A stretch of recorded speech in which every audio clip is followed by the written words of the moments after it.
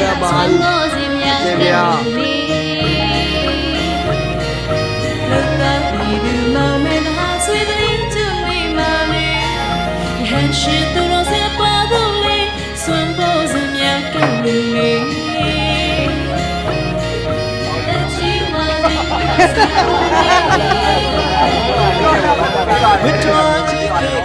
အမအလူခံတဲ့ပုတ်ကလေးပြတ်တော့မယ်အဲ့ရထည့်နေရတာတော့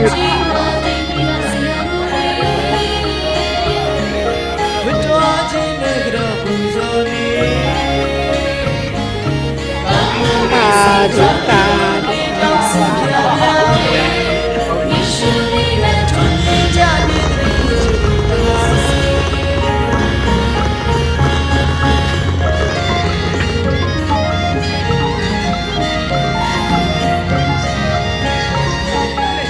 ဒီမှာလေဟိုကွာလူတွေအကုန်လုံးပါဘူး